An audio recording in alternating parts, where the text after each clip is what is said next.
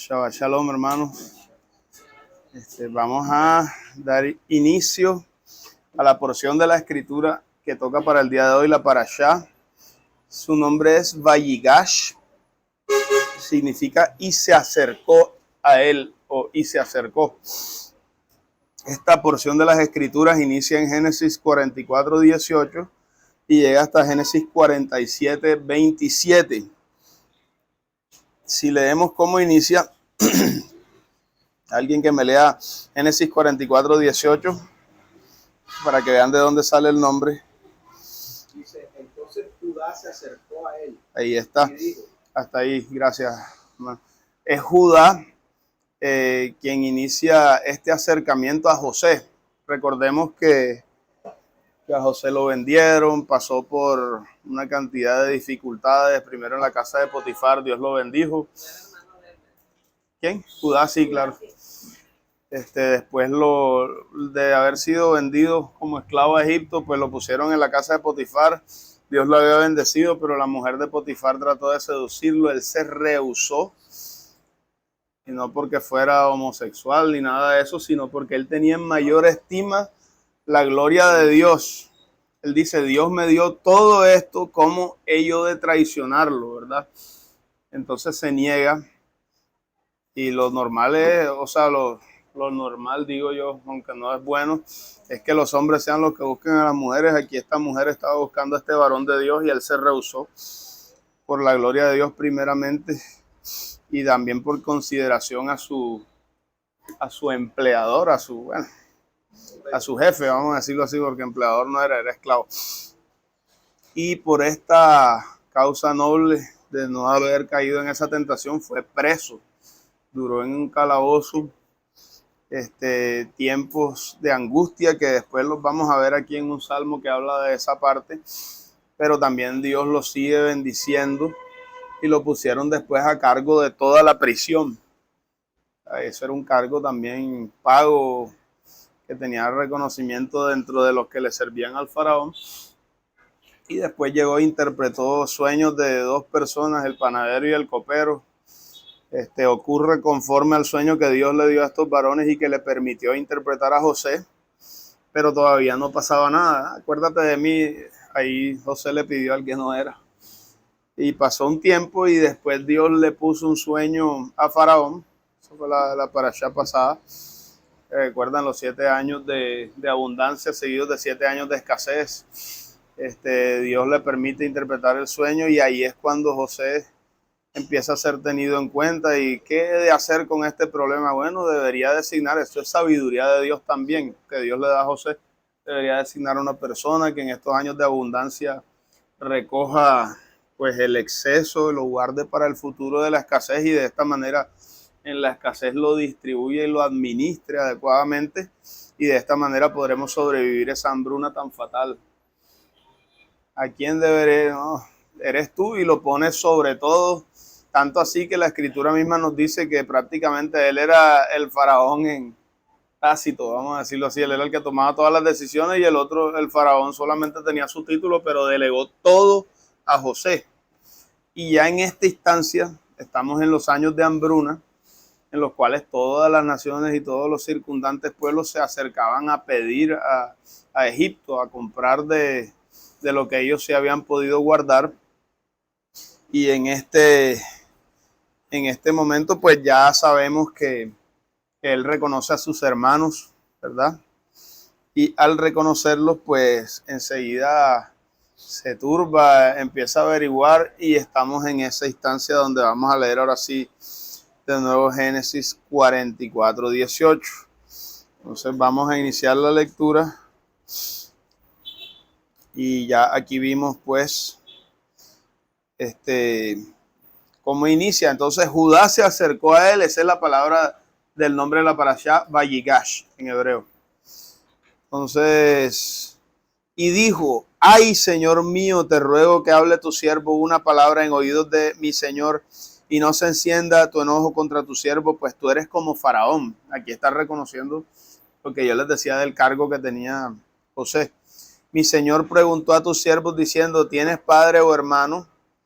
Y nosotros respondimos a mi señor, tenemos un padre anciano y un joven que le nació en su vejez, pequeño aún, y un hermano suyo murió. Aquí es donde José se da cuenta que tiene un hermano nuevo, vamos a decirlo, el hermano nuevo, que este es Benjamín. Y un hermano suyo murió, ellos están hablando de José mismo, ¿verdad?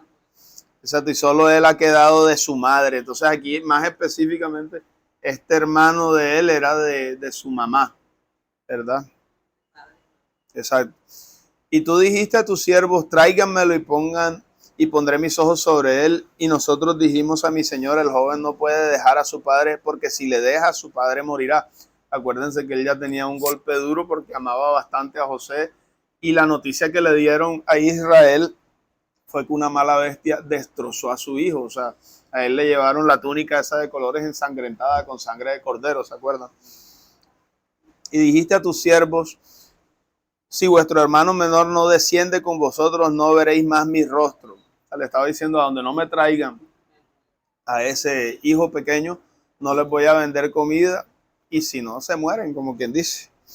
Aconteció pues que cuando llevamos a mi padre, tu siervo, le contamos las palabras de mi señor, y dijo nuestro padre, vuelvan a comprarnos un poco de alimento. Y nosotros respondimos, no podemos ir. Si nuestro hermano va con nosotros, iremos, porque no podemos ver el rostro del faraón a menos que nuestro hermano, el menor, esté con nosotros. O sea, le está diciendo las condiciones que José había puesto. Entonces tu siervo, mi padre, nos dijo, ustedes saben que mi esposa me dio a luz 2 hijos. Hablando de la que él consideraba su esposa, acuérdense que él amaba a Raquel y sirvió por ella a los 14 años esos. Y dice, y el uno salió de conmigo y pienso de cierto que fue despedazado y hasta ahora no le he visto. O sea, esa es la incertidumbre que a veces tienen las personas que no se presume muerto, desaparecido, no saben si está vivo o no. Y aun cuando la persona muere, uno queda con que de pronto no murió, o qué tal, y empiezan a maquinar por el deseo de no dejar a esa persona ir. Y si tomaren también este delante de mí, o sea, si me quitan el otro hijo de mi esposa, la que amo, como quien dice, y le aconteciera algún desastre, harán descender mis canas con dolor a la sepultura. Ahora pues, cuando llegare yo a tu siervo, mi padre, y el joven no fuere conmigo, como su alma está ligada al alma de él, sucederá que cuando no vea al hombre morirá, y tus siervos harán descender las canas de tu siervo, nuestro padre, con dolor a la sepultura. Están diciendo, va a ser nuestra culpa que él vaya con dolor a morir, porque o sea, evidentemente todos vamos a morir, pero entonces hay una muerte agonizante, hay una muerte con dolor y hay una muerte más tranquila, vamos a decirlo así. Entonces dice el 33, esta es la intercesión que hace Judá que nos da a entender el cambio de corazón que también él tuvo, ¿se acuerdan? Porque al principio, no, mátenlo, véndanlo, hagan, no nos importa. Ahora están considerando también que el pecado, porque aquí está el detalle, o sea, cuando se quita una vida, usted no está quitándole la vida a esa persona solamente, sino que está impactando a una red que está conectada familiar, social. Usted no sabe qué más se está llevando por delante ya. Y aquí están mostrándonos el dolor en conexión de un padre con su hijo y toda su familia. Y ellos mismos terminaron sufriendo las consecuencias porque al ver sufrir a su padre, ellos también estaban en sufrimiento y estaban diciendo, yo no puedo hacerle esto a mi padre otra vez. Es lo que estaba en la mente de Judá. Te ruego, por tanto, mire lo que dice, yo prefiero quedarme aquí preso y que tú liberes al hijo y así yo cumplo con mi parte de defender a mi hermano, que es lo que uno debe hacer. O sea, acuérdense de Caín y Abel. ¿Qué pasaba? El mismo Caín mató a Abel y Dios le pregunta, ay, tu hermano, ¿acaso yo soy guarda de mi hermano? Y no es así, la palabra es la que nos enseña. La palabra lo que nos enseña es que nosotros tenemos que velar los unos por nosotros. Y ese es el principio del segundo mandamiento. Ama al prójimo como te amas a ti mismo. Si no está eso, no está el primer mandamiento. Ama a Dios sobre todas las cosas. Ya. Porque la escritura misma nos enseña en el nuevo pacto que cómo puedes decir tú que amas a Dios que no ves, si no demuestras ese amor a Dios que no ves, que fue el que creó todas las cosas, porque ahí vemos la conexión igual de que el Padre está conectado con sus hijos de cómo vas a decir tú que amas a Dios que no ves y aborreces a tu hermano que sí estás viendo que fue creación de Dios, ¿verdad? Porque Dios es el dueño y padre de todas las cosas, hablando en términos generales, pues. No estoy hablando aquí de salvación ni nada, sino la humanidad la creó Dios. Y por eso hay un mandamiento que dice, no matarás, ¿ya? Entonces dice, te ruego por tanto que quede ahora tu siervo en lugar del joven por siervo de mi señor, y que el joven vaya con mis hermanos. O sea, yo prefiero entregarme a mí y no ver sufrir a mi padre y también salvar la vida de mi hermano. Eso es como, ¿tú qué harías si volvieras a escoger esta? Entonces es como si hubieran hecho una retrospectiva. Están allá, ven a José venir y hubieran planeado lo mismo. Ahí está el arrepentimiento demostrado en la escritura. Con hechos, ojo. Entonces dice el 34, porque no iré yo, porque ¿cómo iré yo a mi padre sin el joven? No podré, por no ver el mal que sobrevendrá a mi padre. O sea, aquí está el dolor que se le causa a un familiar. Entonces ahora viene en el 45, vamos a continuar. Y miren también la reacción de José, porque quién sabe con qué actitud al principio él, porque fue un shock, ¿verdad? ¿No? Hace rato que no los ve, de repente los ve, primer shock, ellos fueron los que me entregaron, se le tuvo que haber venido todo el sufrimiento que pasó. Y después llega y se entera además que tiene un hermano que no conoce y es hijo de su mamá.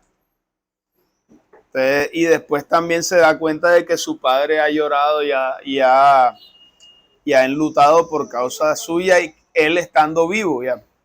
Entonces dice, no podría ya José contenerse delante de todos los que estaban al lado suyo y clamó, haced salir de mí a todos.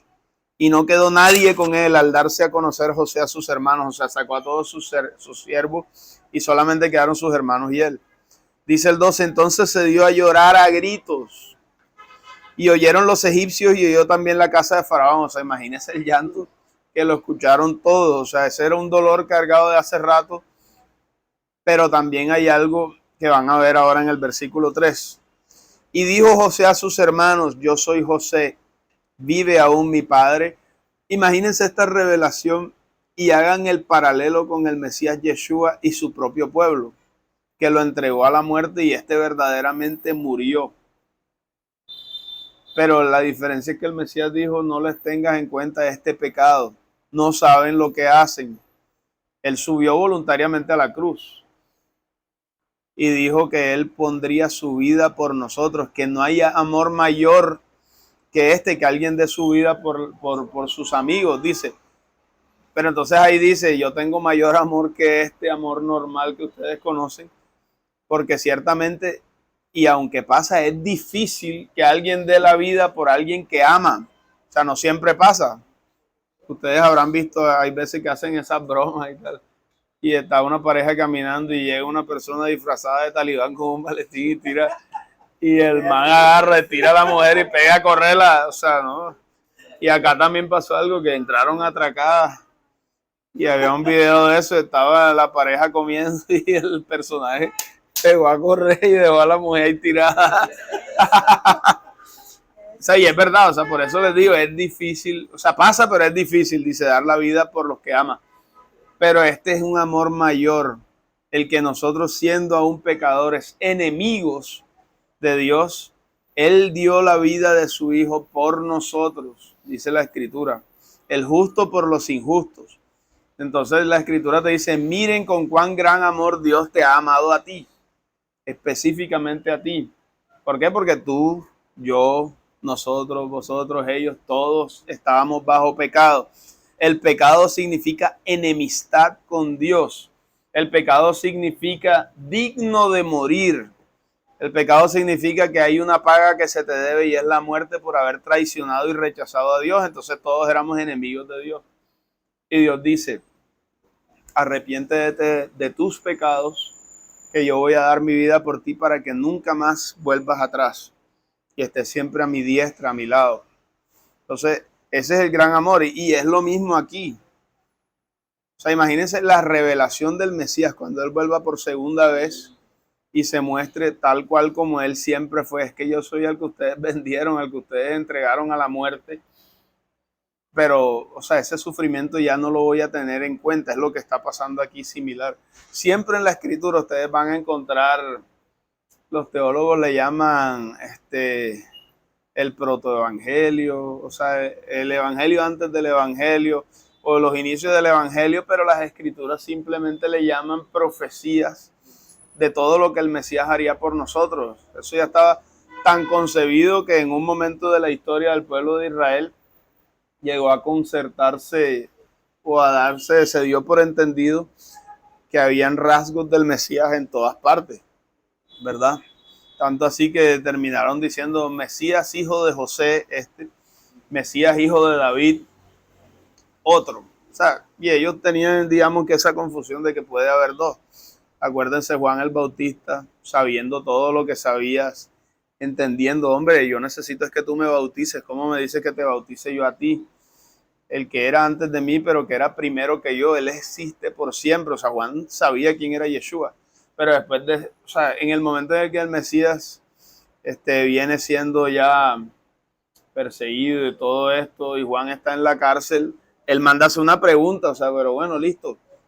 Yo entiendo ese entendimiento que está hasta aquí. Hay un Mesías sufriente y otro Mesías reinando. ¿Tú eres el mismo de allá o es otro el que va a venir después? Eso es lo que él pregunta. Y el Mesías le responde con la misma escritura, mira las evidencias y entiende que es uno solo. Lo que lleva forzosamente a entender verdades que son imposibles para un humano. ¿Y cuáles son? O sea, si muere, ¿por qué sigue vivo después, verdad? Entonces allí te está forzando la escritura a ver la resurrección y una resurrección de carácter diferente a las anteriores manifestadas, porque Dios ha mostrado su poder resucitando personajes bíblicos antes e incluso en el Evangelio resucitan también a Lázaro, ¿se acuerdan? Pero la diferencia es que todos ellos volvían a morir y Lázaro también, aunque la Biblia no lo mencione, él tuvo que morir después porque no era una resurrección como la que promete la escritura, ¿verdad? ¿Y por qué esta resurrección es así? Necesariamente porque simplemente esos dos Mesías, o dos conceptos, o dos roles diferentes del mismo Mesías, estaban separados por muerte, pero la cuestión era que después de esa muerte, el Mesías reinante se sentaría en el trono de David eternamente. Entonces esta era una resurrección que te daba entrada a la eternidad. Es diferente a la resurrección de que me morí, me mataron, al tercer día me resucitaron, pero todavía no ha venido Jesús. Evidentemente esa es una resurrección temporal, vamos a decirlo así. Hombre, te añado 5, 10, 15 años más de vida, toma, que lo puede hacer Dios también. Pero aquí es un cambio de naturaleza, de mortalidad a inmortalidad. Esa es la diferencia. Y eso es a lo que Dios estaba forzando a ver aquí, en ese concepto que está regado en todas las escrituras. Hombre, pero ¿cómo es que vienen burros el Mesías y después vienen las nubes del cielo? No entiendo. Exacto. ¿Y cómo es que acá se termina su vida por expiación de todos nosotros, pero después por acá vuelve y dice yo y los siervos que tú me diste y tal, y ahora mismo entonces declararé delante de mis hermanos, pagaré los votos, cantaré alabanzas delante de ti? Y entonces por causa de haber entregado su vida, Dios le dio lo que dice en Isaías 53. Toda la honor, toda la gloria, toda la honra, títulos, todo lo que nosotros no pudimos conseguir, lo consigue a nombre de nosotros. Entonces eso nos está mostrando la escritura ahí. Voy a volver a leer el 3 para que veamos lo que manifiesta Dios con José, y es el mismo sentir que se va a ver en el Mesías Yeshua. Y dijo Yosef a sus hermanos: yo soy Yosef, vive aún mi padre. Y sus hermanos no pudieron responderle porque estaban turbados delante de él. O sea, imagínense ese susto. Por eso es que también la escritura dice que cuando el Mesías vuelva, allí será el llanto y el crujir de dientes de muchos. Dice el 4, entonces dijo Yosef a sus hermanos: acérquense ahora a mí. Y ellos se acercaron. Ahí hay un detalle. Y él dijo: yo soy José, vuestro hermano, el que vendiste a Egipto. O sea, él reconoce, Es verdad que me hicieron este mal. Pero mire lo que dice el 5. Ahora pues, no se entristezcan ni les pese haberme vendido acá, porque para preservación de vida me envió Dios delante de vosotros. Y es la misma intención de Yeshua de ser entregado. Tanto así que él siempre se lo dijo a sus discípulos. Es necesario que me entreguen. Es necesario que yo llegue a Jerusalén, que me empiecen a lastimar, que me empiecen a golpear, que después de torturarme me crucifiquen y yo muera. Y al tercer día resucitaré. Pero esa es la resurrección que yo les digo distinta. Tanto así que Pedro dijo, no, nunca te acontezca esto, maestro. Y él dice, me eres tropiezo. No estás entendiendo para qué vine. Ya era necesario. Y eso era lo que yo les decía, que detrás de todo ese conflicto de hermanos que sí había, que era necesario reconocer, independientemente de eso, la voluntad de Dios estaba ya estableciendo que esto ocurriera con el objetivo de preservar vida. ¿Ya? Para preservar vida me envió Dios delante de ustedes. O sea, si Él no va, se hubiera muerto todo Israel y no vendría el Mesías. ¿Ya? Porque hubiera perecido no solo Egipto, sino las naciones circundantes, y aquí también hubiera caído el pueblo de Israel, pero sabemos que Dios está encima de todos los eventos y por eso es que ocurrieron así.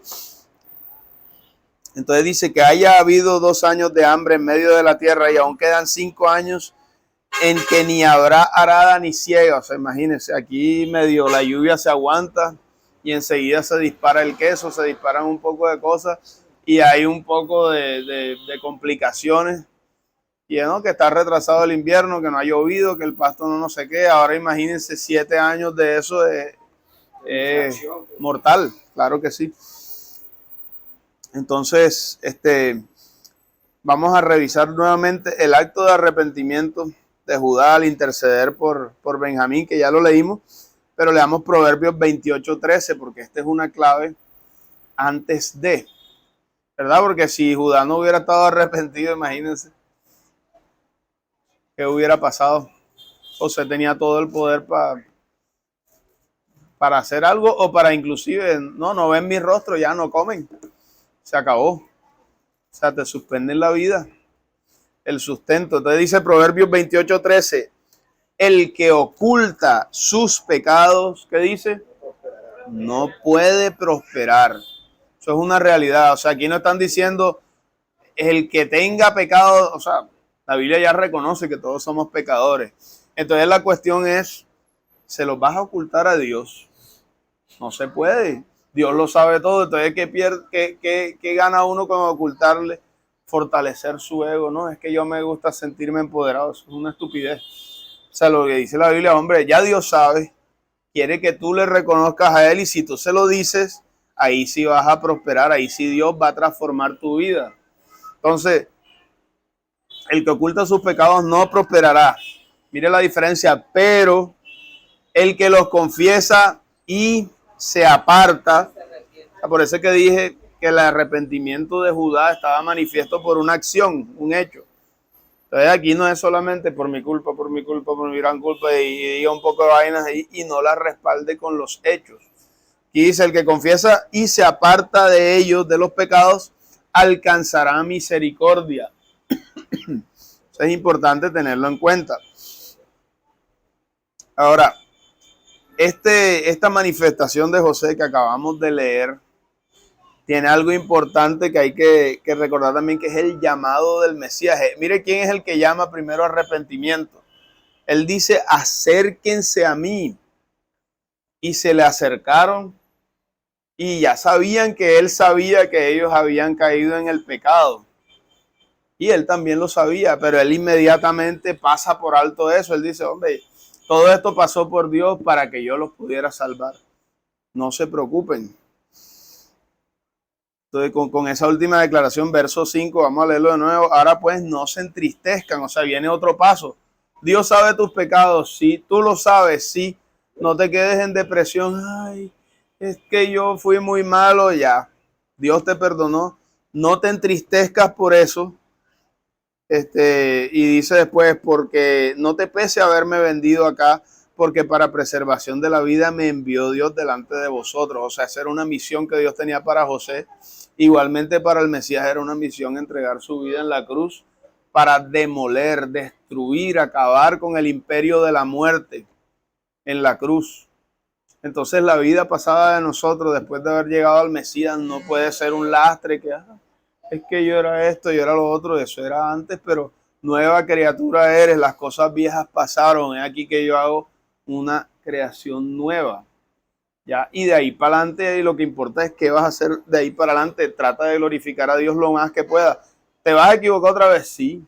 Dios lo sabe también, pero ahí está su promesa. No los voy a dejar huérfanos, no los voy a dejar solos, voy a caminar con ustedes y si se caen yo los levanto.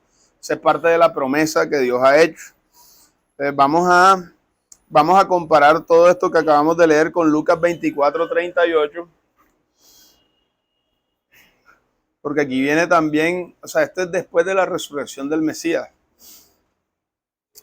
Y ellos se turbaron también, se descompusieron. Ay, Dios mío.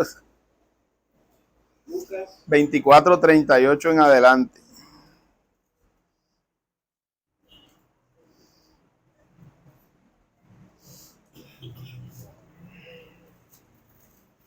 Les dice así. Pero él les dijo, el Mesías, ¿por qué están turbados y vienen a su corazón estos pensamientos? O sea, lo acaban de ver resucitado después de su muerte. Y esa muerte lo que pasa es que fue de cruz y de tortura. El Mesías quedó desfigurado la última vez que lo vieron. Exacto, una masa de sangre como carne molida es lo que describe Isaías 53. Y entonces dice, miren mis manos y mis pies que yo mismo soy. Toquen y vean porque un espíritu no tiene carne ni huesos como ven que yo tengo. O sea, también estaba destruyéndoles la idea de, un fantasma, un Gasparín que no se puede tocar. Lo que me enseñaron los griegos, lo que dicen los católicos, lo que dicen algunos cristianos. Se va el alma inmortal y sale un humo y empieza a recoger paso. Todo eso es mentira. Jesucristo lo destruye aquí en un momentico. Un espíritu no tiene carne ni huesos como veis que yo tengo. Jesús no se fue para el infierno ni para el cielo después de morir. Él dijo, 3 días y 3 noches estará el Mesías en el corazón de la tierra, en el sepulcro. Al tercer día resucita. Entonces después dice, diciendo esto le mostró las manos y los pies. Mira el 41, pero como todavía ellos llenos de gozo no lo creían y estaban maravillados, o sea, a pesar de que estaban maravillados y llenos de gozo no creían todavía. O sea, esto es increíble, algo así. O sea, no era adverso, pero de todas maneras faltaba algo. Les dijo, ¿tienen aquí algo de comer? Porque en la concepción de los griegos, ustedes saben que lo material es malo, que lo físico está contaminado por el dios tal. Todo eso se cayó abajo. Denme comida para que vean que sí puedo alimentarme. Entonces le dieron un trozo de pescado asado y un panal de miel. Él lo tomó y comió delante de ellos. O sea, les evidenció, la muerte está muerta en mí. Es lo que les estaba mostrando. Luego les dijo, estas son las palabras que les hablé estando aún con ustedes. O sea, lo mismo que les estábamos diciendo ahorita. Era que necesario que se cumpliera todo lo que está escrito de mí en la ley de Moisés. ¿Qué estamos leyendo ahora? La ley de Moisés. Génesis es parte de la ley de Moisés y allí está escrito esto que está trayendo a colación el Mesías. O sea, esto nos habla de Yeshua. Los profetas y los salmos. Entonces les abrió el entendimiento para que comprendieran las escrituras.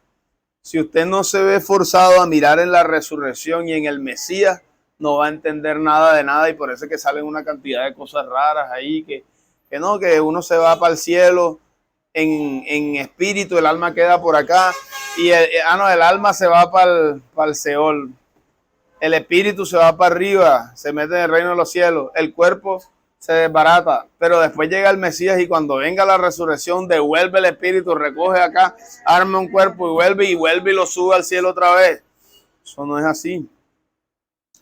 Pero bueno, entonces dice, era necesario que se cumpliera todo lo que está escrito de mí en la ley de Moisés, en los profetas y en los salmos, y entonces les abrió el entendimiento para que comprendieran las escrituras, y les dijo, así está escrito, y así fue necesario, otra vez la palabra, que el Mesías padeciera y resucitara de los muertos al tercer día.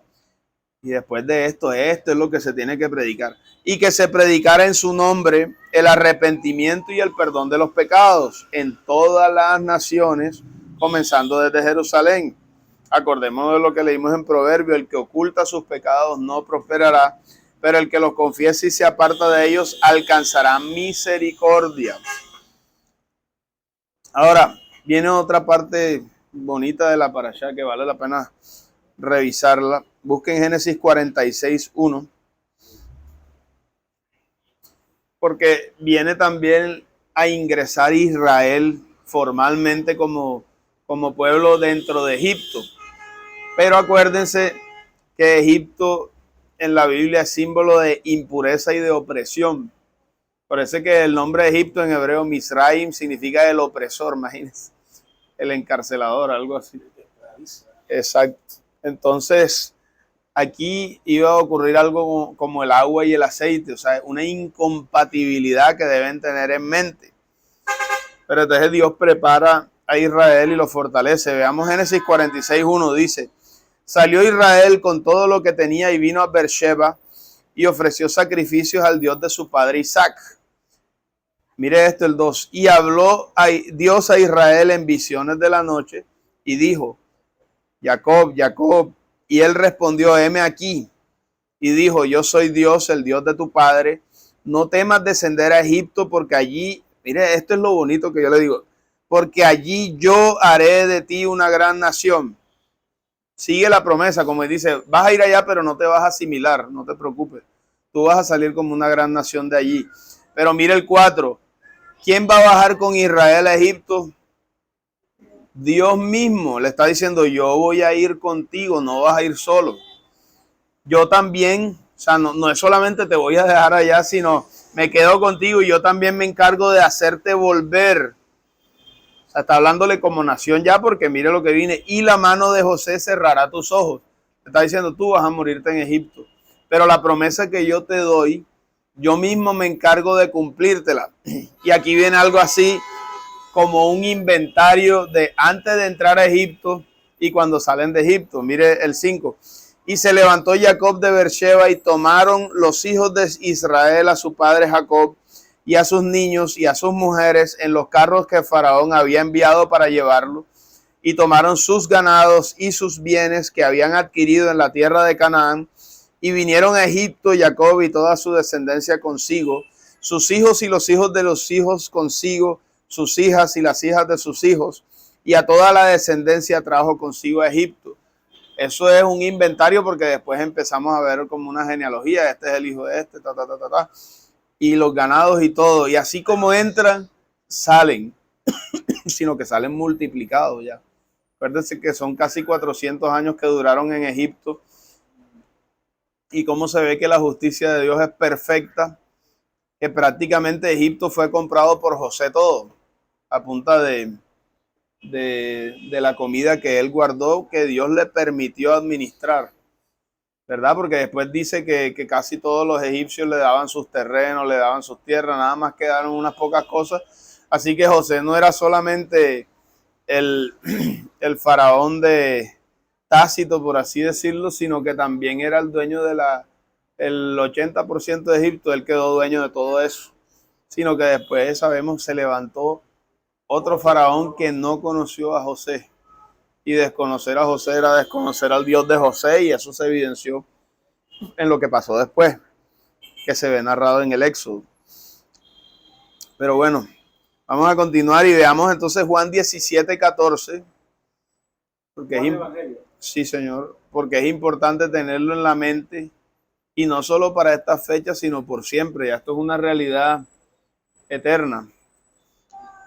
Así como hay incompatibilidad entre Egipto e Israel, ahorita vamos a ver 2 versículos más de eso para que se evidencie eso.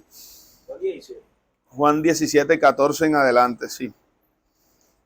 Dice así el 14: yo les he dado tu palabra, y el mundo los odió, porque no son del mundo, como tampoco yo soy del mundo. Está hablando el Mesías no es del mundo, él es el dueño del mundo, pero cuando está hablando del mundo aquí se refiere a este sistema caído prácticamente creado por Satanás después de la caída de Adán y Eva. Entonces, como el mundo me odia a mí por no ser del mundo, a ustedes los odiará porque los escogió el creador de los cielos y la tierra, el cual tiene rivalidad con Satanás. Entonces dice después el 15, teniendo en cuenta esta incompatibilidad, agua y aceite, no ruego que los quites del mundo, sino que los guardes del mal. O sea, estamos en una situación, en un lugar adverso a Dios, pero Dios le pide al Padre por nosotros, Yeshua le pide al Padre por nosotros, para que nosotros no cedamos, para que no seamos vencidos del mal, sino vencer el mal con el bien. Dice el 17, ¿cómo se hace eso? Ahí está la respuesta. Santifícalos en tu verdad. Santificar es apartar, diferenciar, tenerlos en una alta estima para que no se contaminen. Te dice, santifícalos en tu verdad. ¿Qué es la verdad? Preguntará un filósofo. Tu palabra es verdad, la palabra de Dios. La palabra es la que nos diferencia del mundo. La palabra es la que nos santifica. La palabra es la voluntad de Dios, ¿verdad? Entonces ahora sigan a Génesis 46, 31, para que se vea también ese principio allí en el relato.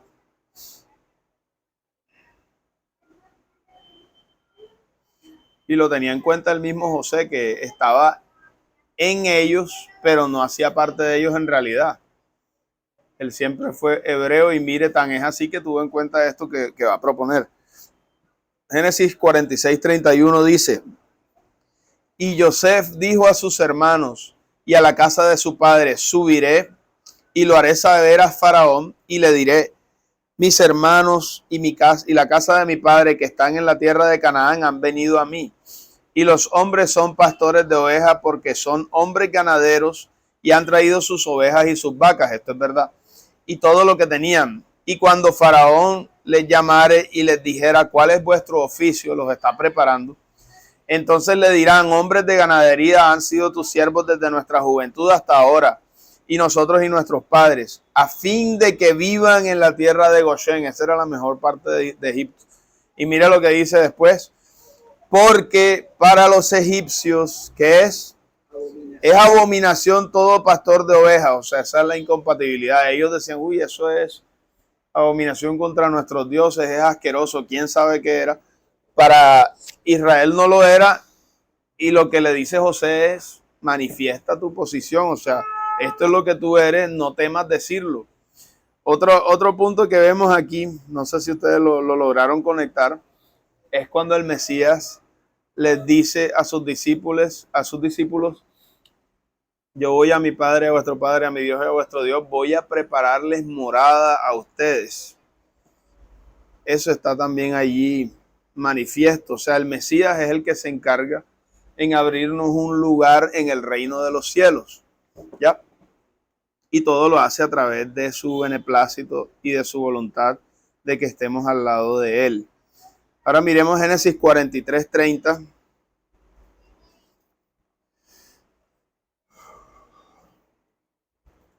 Dice así, 43, 30. Me avisan cuando lo tengan. Dice así, entonces Joseph se apresuró porque se conmovieron sus entrañas a causa de su hermano y buscó donde llorar. Ahí todavía no se había manifestado, ¿se acuerdan cuando le trajeron a Benjamín? Y entró a su cámara y lloró allí y lavó su rostro y salió y se contuvo. Y dijo, pongan pan. Pusieron para él aparte y separaron para ellos y aparte para los egipcios. Miren lo que pasa, que con él comían, porque los egipcios no pueden comer pan con los hebreos, lo cual es abominación a los egipcios. O sea, ellos, yo no les voy a preguntar, la verdad, eso no tiene trascendencia ahora, pero lo que sí es trascendente o importante darse cuenta es que ellos manifestaban, sí, no, nosotros somos así y ustedes son asados. Entonces a nosotros no nos tiene que dar pena manifestar nuestra fe, ¿verdad? Porque es que a nadie le va a dar pena decir es que yo soy ateo y a mí me da asco los creyentes. Ah, bueno, yo soy creyente, a mí no me das asco tú, pero tu posición sí me parece un poco así, y uno nombra y no se debe por debajear ni nada, sino con amor y sabiduría Dios le dará la palabra específica para cada uno. Y de pronto de ahí puede salir alguien que sea redarguido, que se arrepienta, porque así nos hablaron a nosotros. Si uno por pena no habla, entonces se está perdiendo de predicar a tiempo y a destiempo, porque esto es lo que Dios nos mandó, a predicar la palabra de Dios, la cual le puede sustentar y dar vida a las personas. Entonces, eso es bueno tenerlo presente. Ahora busquen Santiago 4:4, porque es que aquí Dios sí nos está diciendo, oiga, a ellos no les da pena manifestar su fe o su creencia o su falta de ella, a ustedes tampoco. Pero mire, Santiago 4:4 dice adúlteros. Sí saben que es un adulterio, ¿verdad? En un matrimonio, si uno de los dos se busca a alguien por fuera, eso es adulterio. Y Dios nos está llamando adúlteros aquí por esto. Y dice, ¿acaso no saben que la amistad con el mundo es enemistad contra Dios? Cualquiera pues que quiera ser amigo del mundo se constituye en enemigo de Dios. ¿O piensan que las escrituras dicen en vano? O sea, está diciendo, ustedes no consideran la palabra de Dios, que es la que los santifica, estábamos diciendo. ¿Ustedes creen que la palabra de Dios dice esto porque sí? Se vuelve y dice, o piensan que la escritura dice en vano, el espíritu que Él ha hecho habitar en nosotros nos anhela celosamente, pero Él da mayor gracia. Por eso dice, Dios resiste a los soberbios y da gracia a los humildes. Sométanse pues a Dios, resistan al diablo. Es al revés, hay gente que se pone a resistir a Dios y está con el diablo. Ay, que no sé. Eso es adulterio, por eso está diciendo, así no es. Díganle a Satanás que no y asegúrense de Dios. Entonces dice, sométanse pues a Dios, resistan al diablo y Él va a huir de ustedes. Acérquense a Dios y Él se acercará a vosotros. ¿Se acuerdan cuando José le dijo a sus hermanos, acérquense a mí? Y ellos se acercaron. Dios también te dice, acércate a mí, aléjate de los malignos. Te dice, acercaos a Dios y Él se acercará a vosotros. Pecadores, ya sabemos, el que oculta sus pecados no prosperará, pero el que los confiesa alcanzará gran misericordia. Pecadores, limpien sus manos. Y ustedes los de doble ánimo, lo que hay, Navidad un día, Hanukkah el otro día, que aquí voy a la congregación este día, pero después me voy a la Santa Misa porque el cura no sé qué y la Santa Hora no sé qué, nada. Vosotros los de doble ánimo, purifiquen vuestros corazones. Aflíjanse, lamenten y lloren, y su risa se convierta en lloro y su gozo en tristeza. Humíllense delante del Señor y Él los exaltará. Ese humillarse, afligirse y todo está dentro del contexto del adulterio. No se gocen en que, uy, sí, yo soy ecuménico. Yo voy a todas las religiones religiosas, todos los caminos llevan a un mismo Dios. Eso no es lo que está diciendo Dios ahí, dice cuidado con eso. Entonces, vamos a leer un verso más para que veamos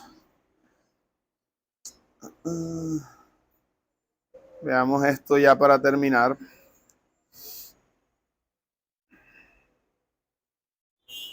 Busquen Hechos 1:9.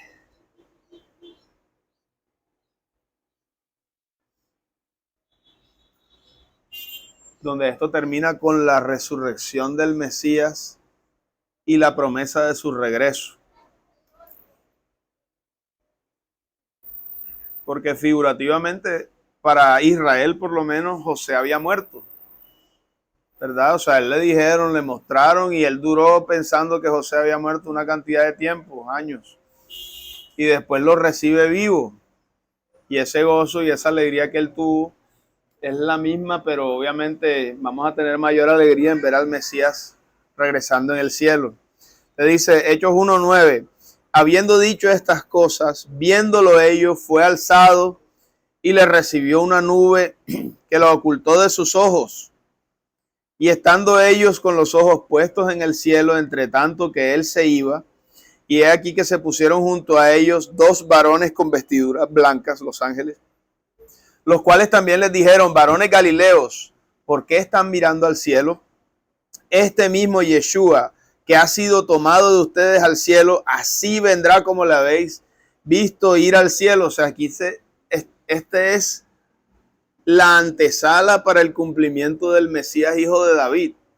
Que la Biblia te dice en Daniel, vamos a leerlo y ya terminamos. Daniel 7:13, que el Mesías va a venir del cielo, y lo que nos está diciendo aquí Hechos de los Apóstoles es: ustedes lo vieron subir después de haber resucitado, cumpliendo con la parte del Mesías, hijo de José, o Mashiach ben Yosef. Ya murió, ya resucitó, ya nos escribió en el libro de la vida y pagó por nuestras rebeliones con el precio de su sangre preciosísima, porque él nunca pecó, de manera que fue resucitado con la resurrección especial que nos prometió a nosotros, y subió al cielo y se va a quedar allá. Pero así como lo vieron subir en una nube, así mismo volverá. Entonces es como si esto fuera antes de lo que vamos a leer ahora. Ahora viene Daniel 7:13. Miraba yo en la visión de la noche, y he aquí con las nubes del cielo venía, o sea, ahora viene de regreso, uno como un hijo de hombre, que vino hasta el anciano de días, y le hicieron acercarse delante de él, y le fue dado dominio, gloria y reino, para que todos los pueblos, naciones y lenguas le sirvieran. Su dominio es dominio eterno. Eso era lo que les decía. El hijo de David se sentará en el trono de David eternamente. Entonces dice, es dominio eterno que nunca pasará, y su reino uno que no será destruido. Y después viene lo que dice Apocalipsis al final. Y ahí se quedará él en su trono eterno, y nosotros estaremos eternamente con él, como dice, vamos a leerlo también. Busquen Hechos de los Apóstoles, Hechos 26:6.